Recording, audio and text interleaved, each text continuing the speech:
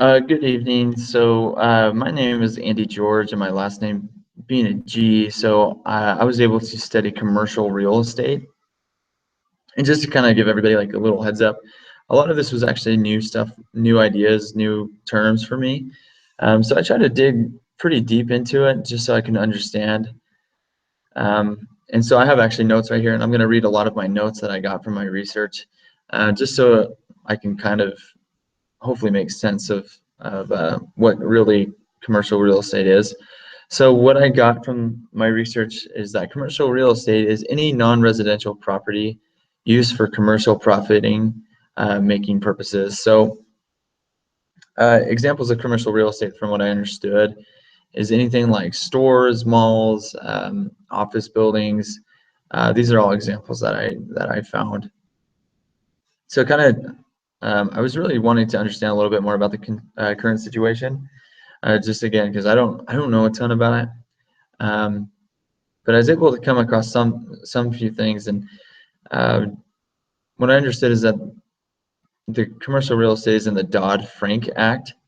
From my notes on that, or exactly what that is a law that places regulation of the financial industry in the hands of the government, and it is to prevent any kind of crisis. And I think when I say prevent any kind of crisis, it's kind of referring to the crisis back in the recession in 2018 or 2008.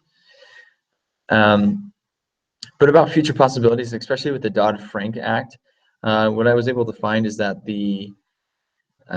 let me see if I can see it here where I wrote it down. Yes. Okay. So with the new switches in presidencies, the new Secretary of Treasury plans to, quote, strip back parts of the Dodd-Frank Act that prevents banks from lending.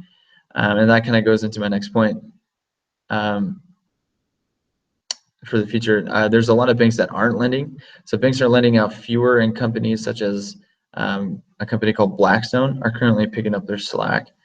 So the future is not a lot of banks are lending, but the new presidency is going to try to switch that. But also lower interest rates. So with lower interest rates, the Federal Reserve is raising or higher interest rates. The Federal Reserve is raising interest rates, not by much, but it's still raising. With higher interest rates, it can cause real estate deals that are currently happening or going on, going to happen less because it's going to be less affordable to afford any kind of commercial real estate.